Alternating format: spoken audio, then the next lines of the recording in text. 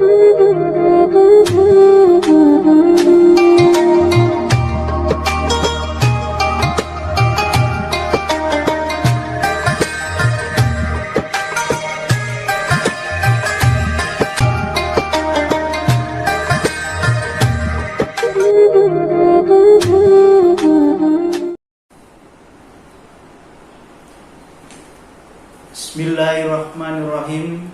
Assalamualaikum warahmatullahi wabarakatuh. Alhamdulillahirabbil alamin. Wassalatu wassalamu ala asrofil anbiya'i wal mursalin Sayyidina wa maulana Muhammadin wa ala alihi washabihi ajmain. Amma ba'du. Pertama-tama, marilah kita panjatkan puji syukur kehadirat Allah Subhanahu wa Ta'ala, bahwa pada kesempatan ini alhamdulillah kita masih bisa diberikan kesehatan sehingga bisa melaksanakan ibadah puasa di bulan Ramadan yang mulia ini. Selanjutnya, sholawat serta salam semoga senantiasa terlimpahkan pada Nabi kita Muhammad Sallallahu Alaihi Wasallam yang kita nantikan syafaatnya di yaumul kiamah nanti. Allahumma amin. Anak-anakku, santriwan dan santriwati SD 2 Yapindo, serta pemirsa yang insya Allah dilindungi oleh Allah.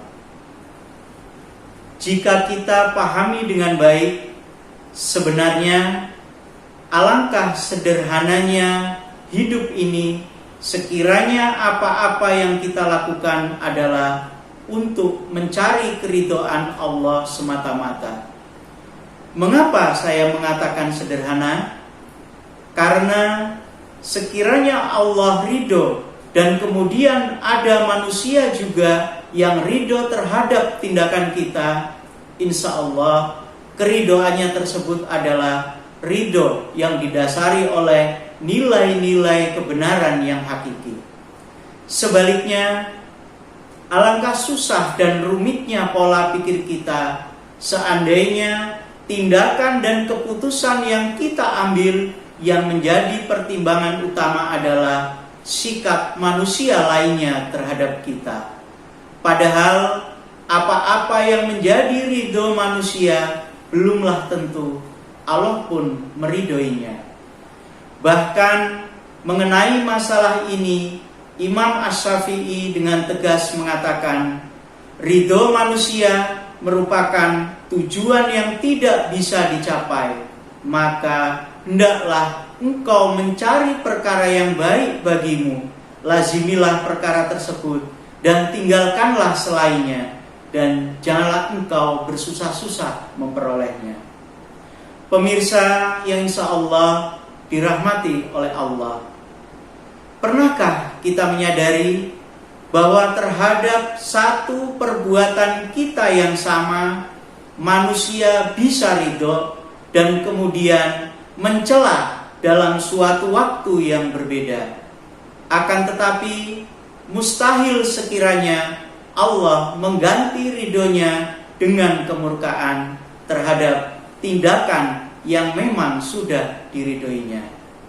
Hal tersebut sesuai dengan hadis Nabi yang insya Allah dalam terjemahannya, barang siapa mencari keridhaan manusia dengan apa yang memurkakan Allah, maka orang-orang yang tadinya memuji akan berubah menjadi marah kepadanya.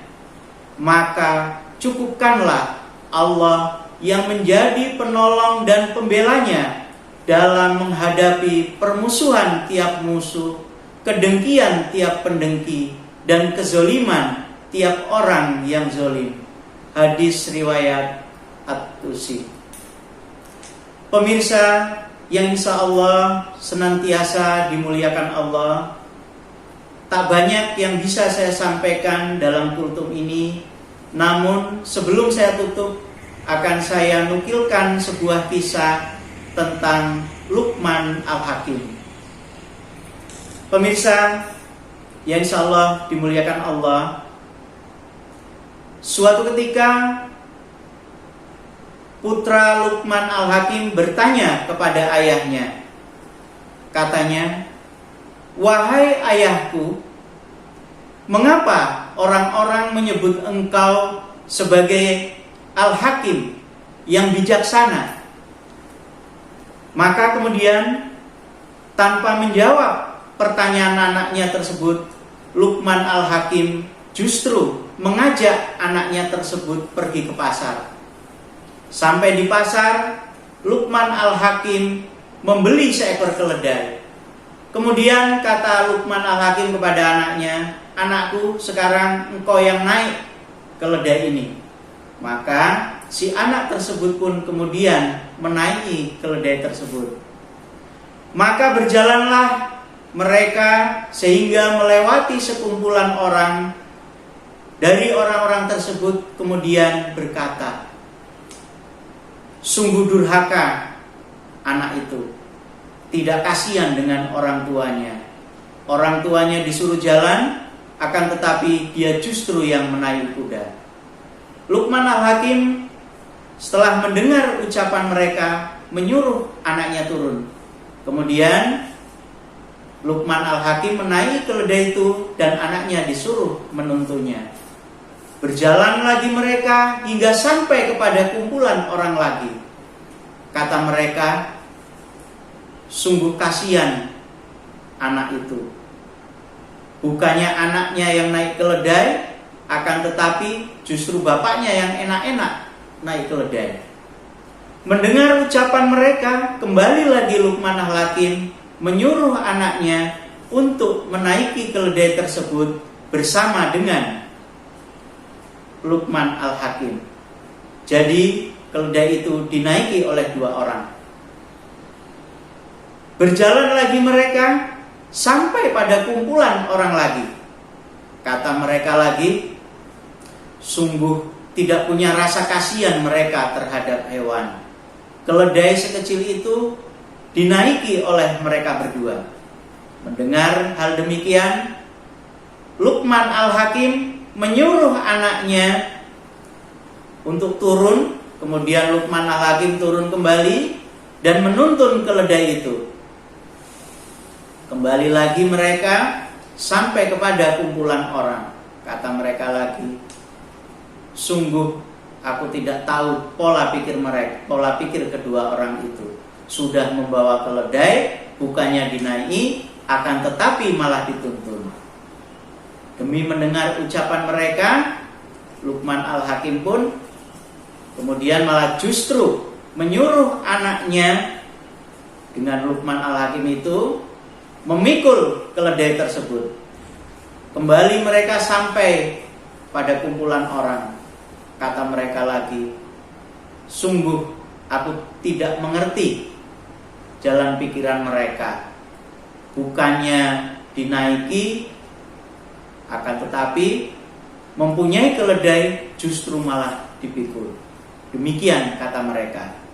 Maka sesampainya di rumah, Luqman Al-Hakim berkata kepada anaknya, "Itulah anakku, tak pernah ada hal yang benar yang kita lakukan jika kita hanya mencari ridho dari manusia. Maka anakku, janganlah engkau sekali-kali di dalam hidupmu hanya mencari ridho dari manusia." Pemirsa yang insya Allah dimuliakan oleh Allah, saya rasa cukup sekian saja kultum yang bisa saya sampaikan. Mudah-mudahan bermanfaat untuk kita semua dan semoga kita dimasukkan ke dalam golongan orang-orang yang senantiasa mencari ridho Allah dan menjadi orang yang bersyukur serta bersabar. Saya akhiri, wabillahi taufiq wal hidayah. Wassalamualaikum warahmatullahi wabarakatuh.